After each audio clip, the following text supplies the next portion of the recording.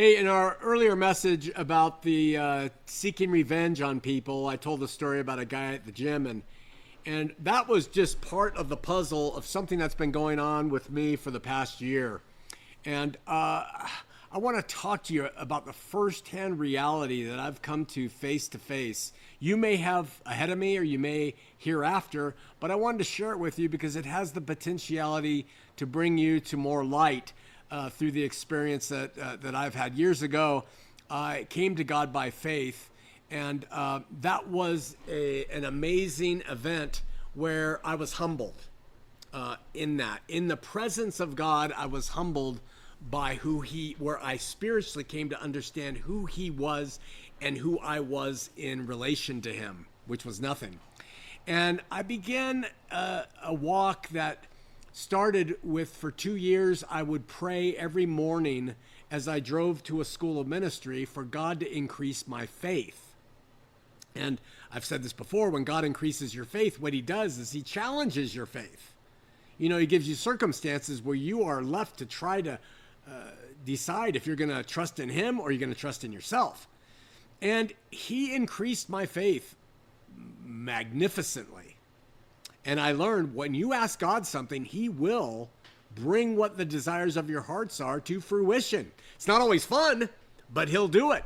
And so the old adage, be careful what you wish for, comes into play. I then, after I felt like I had moved on to understanding faith a lot better and started to live by faith, I then asked God to help me learn to love better. I have a problem with loving other people, ones who specifically annoy me and confront me. And that's a problem in my flesh. And so, like I said last week, I want revenge, or I want to get back. And again, over the years on out to today, He's done this. And what He's done by teaching me to love unconditionally is put people in my path that are difficult to love. And they present these things, and you are left with the decision of, are you going to love them selflessly, sacrificially, and insufferably? Or are you going to turn to your own will and love yourself and treat them the way your flesh wants to? So I prayed for an increase of faith and love, and I got it. And then I prayed for a shorter time to understand hope. And I came, faith, love, and hope, 1 Corinthians 13, I thought, hope, I learned, is an expectation. Help me to expect the promises in Scripture to be there after this life. Increase my hope, my expectation that, God, you will perform what you say you will do. And again, asking God to increase hope. He seems to have done that to some extent. So about a year ago, I get up early in the morning. I sit looking out over the city below where I live. We live in a small place. I'm looking down above the city. And I started to think, I need to understand humility. And so I prayed that He would teach me and lead me to humility. And I learned a very, very, very difficult lesson, that we can go to God and we can ask Him for things, and He will give us the desires of our heart. And I really prayed that He would show me and help me understand personal humility. Well, like with love, He brings difficult people to love in your place. And like with faith, He challenges things so that you'll choose to show your faith or not. With humility, it's interesting because the Scripture often speaks of human beings humbling themselves. Humbling themselves. That means in the face of a situation, you choose to take the humble route. It's a choice. And that I understood. But I invited God to come in and teach me humility. Very, very different picture. It's a very different process. You see, when people come to faith, their humility is there because they understand who God is, who they are, and they're humbled in the presence of that.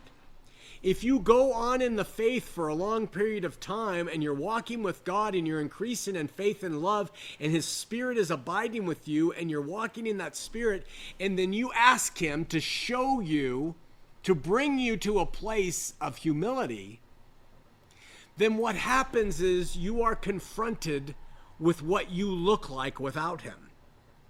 In other words, he might pull back. And he might say, you want humility, Shawn? Let me show you what you're like if I'm not in the picture. Oh, well, I've been walking with him for 20 years. I understand the scripture. I've changed personally. I've grown in love and faith. Yes, I'm doing great, right? You know, I became maybe a little bit arrogant in the faith, which is paradoxical. So what does God do? He pulls back. And you want to have an experience of humility before God, invite him to make you humble instead of you humbling yourself. Because when that happens, you see what you really are without him. You see what it's like, even if you've walked with God for 20 years, to detach from the vine. You see what's in your flesh. And you know what I discovered? I'm the same rat bastard I was years ago without him. I'm cold, I'm hard, I'm vicious, I'm revengeful, I'm self-indulgent, I'm selfish, I won't suffer for anybody, my mouth becomes egotistical. Truly, I'm sharing with you from my heart these things I've gone through because it was a stunning revelation to me at that what I am when I'm extracted out of who he is in me is a pile of dirt. It's absolutely true. And so I want to share that with you. I also learned in this process of understanding humility better. I think I've been able to see what humility really amounts to in human beings when they embrace it as believers. And what I think it is when a person refuses to get angry at a situation. That humility plays itself out in you saying, I don't have a right to get angry at another person, at their words, at their actions. I'm not in a position to do that. Let God be the judge. Let God be the one who gives revenge. It won't be me. Because it's pride that causes us to get angry in the face of something. That's what I realized too. Is that if somebody cut me off, my pride would be, I never do that, you idiot. Instead of humility, which is I'm capable of doing that and I've done that too. When someone does something, it's pride that thinks we can sit on the throne and judge people. But it's humility that says, I don't have anything to say in the face of this, no matter what it is. And so in my experience of learning to have faith and learning to have love and learning to have hope, and this last one, I don't recommend it to anybody. I was left on my face, really, in the desert. I drove out to the desert, on my face, ashamed of what I am without him. And my flesh was revealed for what it is, not worth a damn. And I'm so grateful that the Spirit that we abide by lives in us. Yeah, it can become hard to find, and yeah, it fades and gets stronger, but that this flesh is going to the grave. And that this stuff that has no value for me as my mind, will, or emotion as a soul, it's going to the grave. And what remains is what will go to God. And what remains is what he has built up, not what I've done. Just thought I'd share that experience with you on this weekly message. God bless you. We love you.